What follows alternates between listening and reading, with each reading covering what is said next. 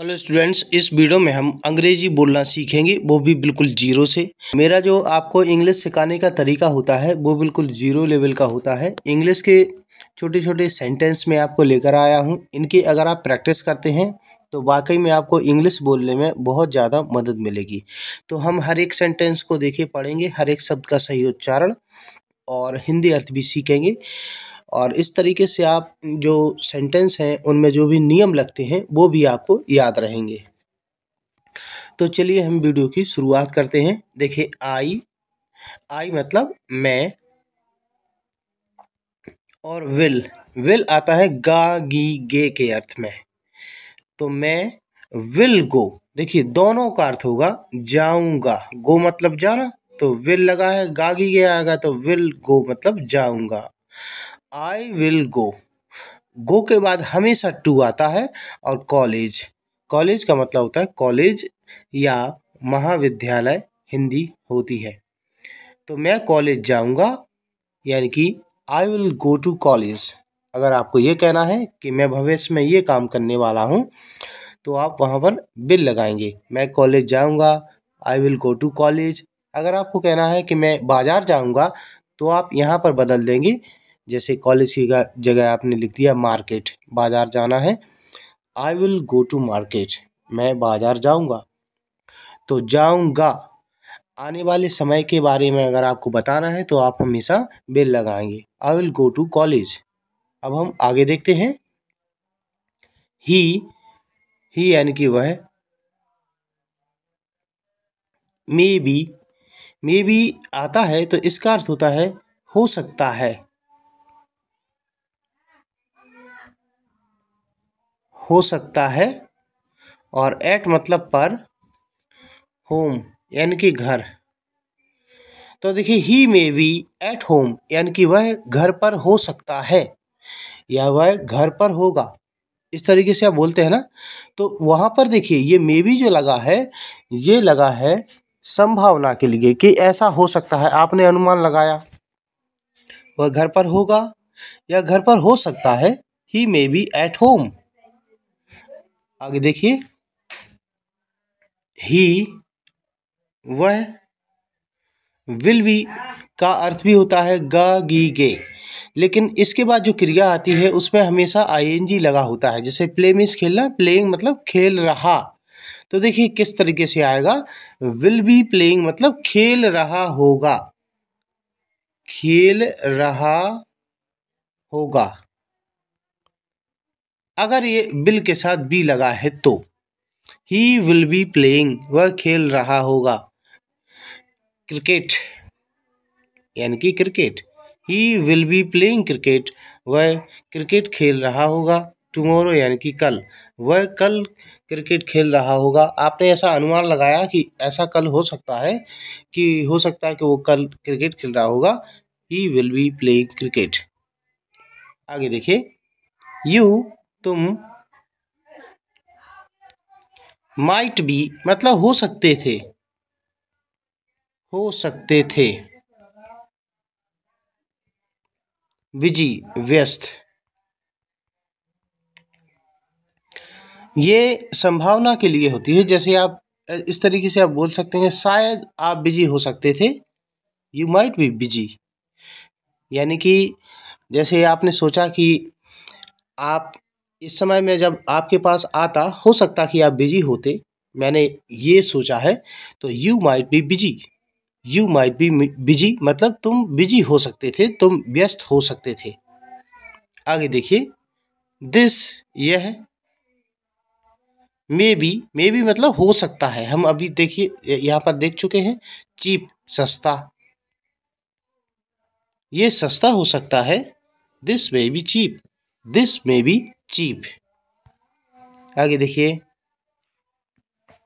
Where means कहाँ, is है, ही वह कहाँ है। Where is he, where is he, वह कहाँ है। आगे, शी वह। और मे बी मतलब हो सकती है।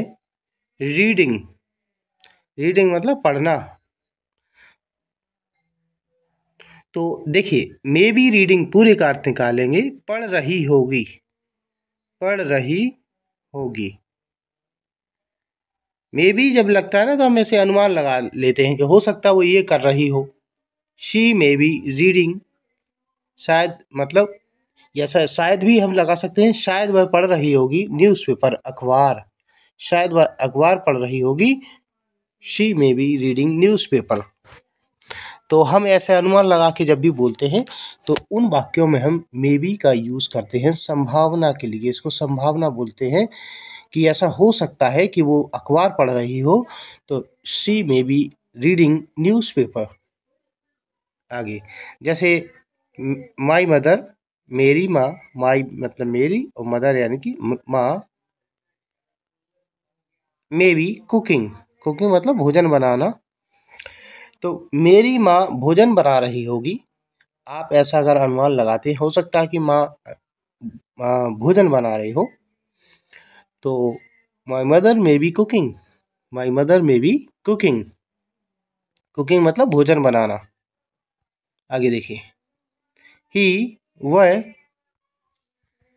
मे बी प्लेइंग, मतलब प्लेइंग मतलब खेल रहा होगा क्रिकेट, तो वह शायद क्रिकेट खेल रहा होगा। ही मे बी प्लेइंग क्रिकेट। आपने यहाँ पर भी एक अनुमान लगाया है, संभावना है कि हो सकता है कि वो क्रिकेट खेल रहा हो।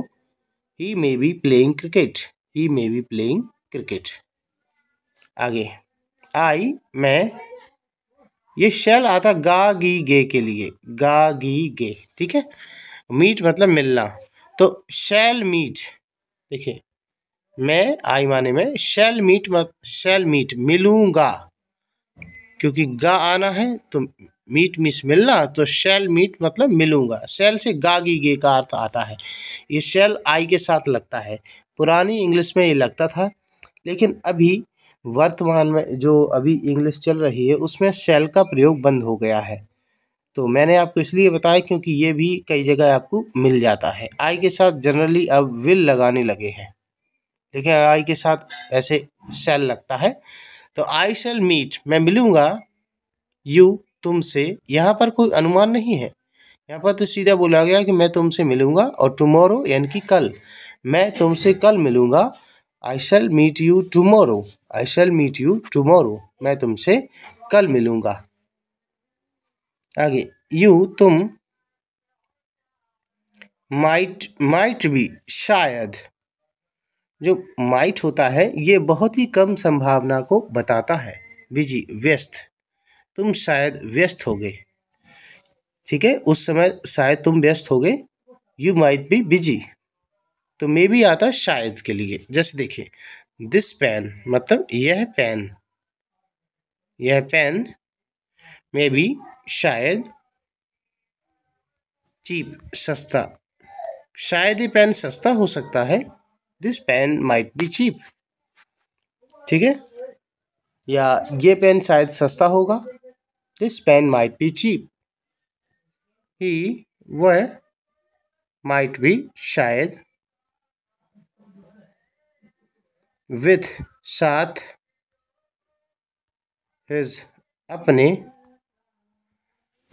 फ्रेंड्स मित्रों, नाउ अब।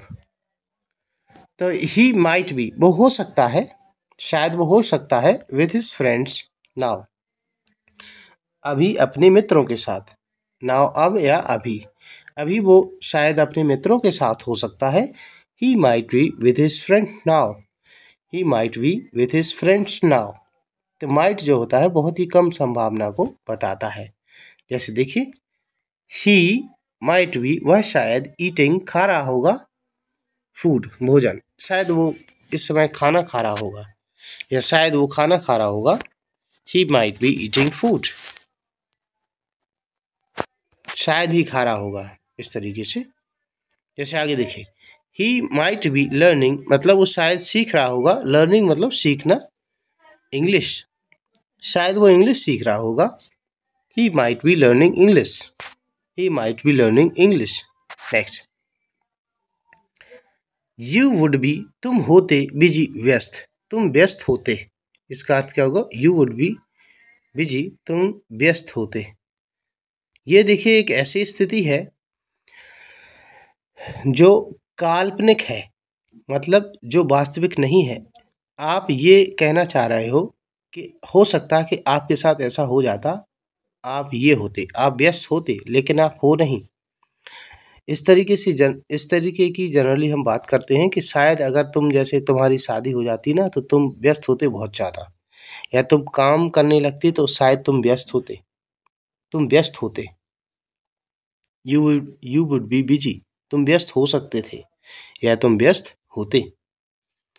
आपको इस तरीके के और भी वाक्य हैं जिससे कि आपको अच्छे से समझ में आए, जैसे यू तुम, ठीक है, वुड बी होते, फादर पिता, मतलब तुम पिता होते, ऑफ टू किड्स दो बच्चों के, तो तुम दो बच्चों के पिता होते।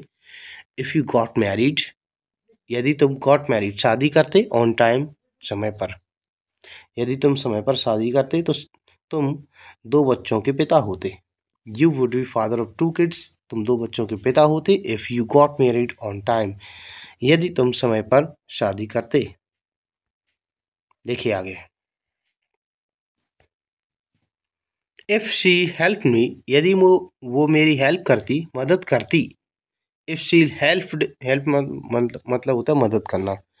यदि वो मेरी मदद करती, आई वुड बी, मैं होता इन इंदौर टुडे, मैं आज इंदौर में होता। तो ये एक स्थिति है, ऐसा हुआ नहीं।